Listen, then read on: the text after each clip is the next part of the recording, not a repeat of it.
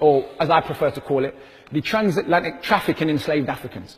And usually when we teach that history, if there's anything you take away from it, growing up in the UK, it's that William Wilberforce set Africans free.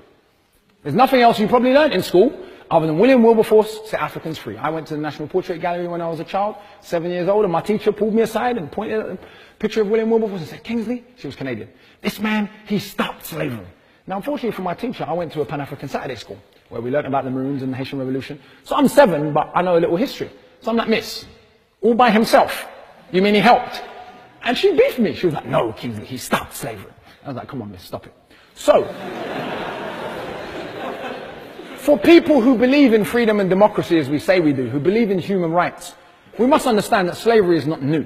Even though the transatlantic traffic in enslaved Africans may have been particularly brutal, may have gone on particularly long, may have been particularly large scale, there may have been particular features. Ancient Greece had slavery, ancient Rome had slavery, there was slavery in the Middle East, there was forced servitude in certain African empires for sure. Right? Slavery is not a new thing in human history. But only once in the whole history of humanity, that I know of, and that I've ever been able to find in history, have enslaved people overthrown the government and become the government themselves. Now surely for anyone who genuinely believes in freedom and democracy and human rights, and we talk about the march toward democracy, what could be more democratic than getting rid of slavery? We want to cheer for abolitionists, but we won't cheer for enslaved people who freed themselves and became the government. For those who don't know what I'm talking about, between 1789 and 1804 in Haiti, the enslaved Africans in Haiti defeated the 3 major European empires of the time at war and declared themselves independent and the first nation to abolish slavery. I know our Prime Minister wants to keep repeating while he's visiting Jamaica that everyone in Jamaica should remember Britain's role in abolition because Britain was the first country to abolish slavery. But 1804 comes before 1807. It's just basic arithmetic. Next slide, please. Some of the leaders of the Haitian Revolution, again, one of the fascinating things about history is how sexist history is, even revolutionary history. So most of the leaders we know, even from black revolutionary history, are always men. Yet we know in the Haitian Revolution, from Toussaint Louverture's own mouth, a gentleman we're going to get to in a minute, that 30% of all the fighting troops in the Haitian Revolutionary Army were women. Given that 2/3 of the people enslaved in the Americas were men, that means women were absolutely fully playing their role in the army. This is one of the leaders, Cecile Fatiman. She was what we call a voodoo priest, and her and a man called Dutty Bookman, who was also a voodoo priest and a Muslim. He was a former Maroon in Jamaica. He left Jamaica, he came to Haiti. In 1789, they staged a ceremony that was really what we see as the formal part of the Haitian Revolution. We have to understand there were hundreds of rebellions throughout transatlantic slavery, which is normal. You try to kidnap people and their children and enslave them, they're going to rebel. It's normal. And the only way to maintain slavery was through terrorism. And we can go through whole catalogues of the kinds of terrorism that were used.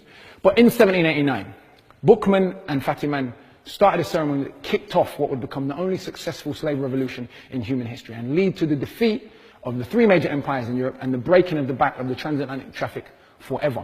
Next slide, please. Another leader, female leader, Santi Belair. She's famous because when she was executed, which she was, she first of all demanded to be executed by firing squad. They were going to hang her because she was a woman. She said, "No, I demand to be executed by firing squad like a man."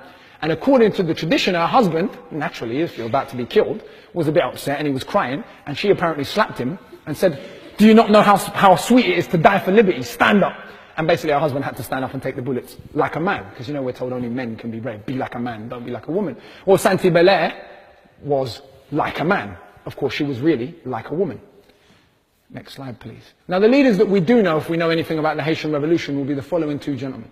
This gentleman is called Jean-Jacques Dessalines. He was the man who actually led the country to independence. He was the deputy general, if you like, for most of the revolution. He was underneath the main leader, Toussaint Louverture. But he was the leader who actually took Haiti across the finish line, who fought the final battle against the French, the Battle of Vertières.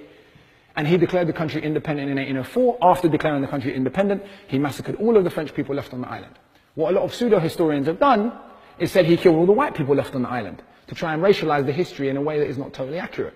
What they don't really want to tell you is no, he killed all of the French people left on the island, with the active encouragement of Britain and America, who were not really getting on with France at the time. This is during the Napoleonic Wars. What's more, part of this history that we don't learn, fascinating part of the history, is that the Polish, who were part of the French army, defected from the French army and fought with the Africans against the French, against slavery. And when the revolution was over, he didn't kill the Polish.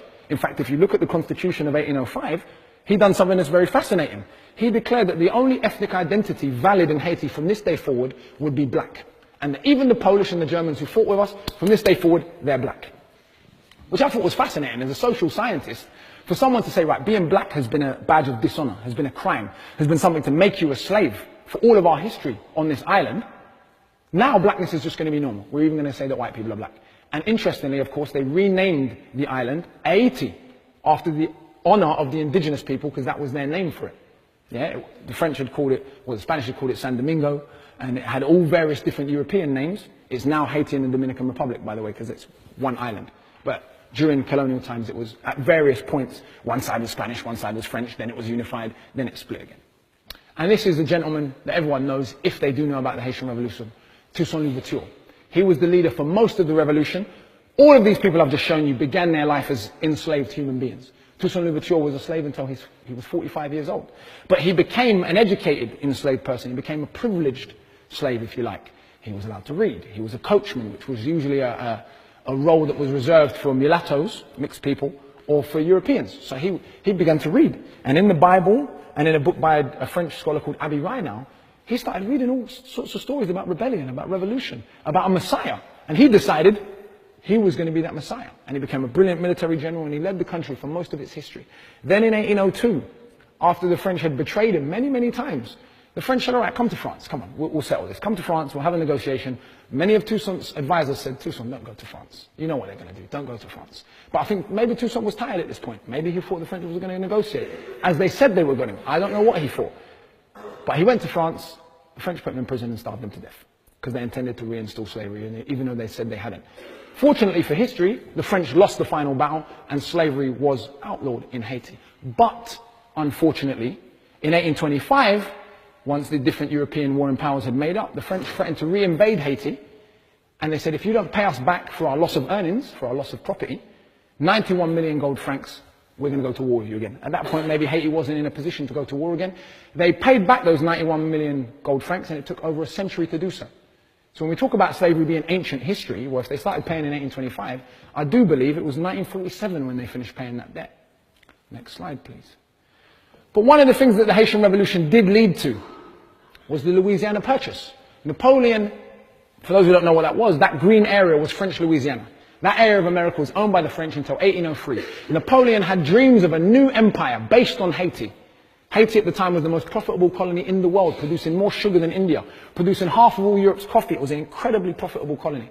Once Napoleon lost that colony, he had no purpose for this anymore, so he sold it to what became America. So the Haitian Revolution, and a revolution on a tiny little island of enormous hemispheric importance, of enormous human importance, yet we don't learn about it. We've got to make up our mind. We're either for freedom and democracy, and we're going to celebrate movements for that, or we're not. We can't cheer for abolitionists, because their efforts would have been worthless, with the greatest of respect to them, without the revolutions that were going on in the Caribbean, and we can demonstrate that. 1804, Haitian Revolution ends. Oh, magically, 1807, Britain has an epiphany and says slavery is bad, and outlaws the transatlantic traffic. Finally, slavery itself was made illegal in Britain in 1834, or in Britain's Caribbean colonies, 2.5 years after the largest rebellion in Jamaican history. Well, what do you know? Isn't that a coincidence that the dates are always so close? 60,000 enslaved Africans in Jamaica under a man called Sam Sharp burnt down half the plantations in Jamaica, killed a whole bunch of slave masters. 500 of them were hung in revenge, but nonetheless, slavery, the back of slavery in Jamaica, in Haiti and elsewhere had been broken.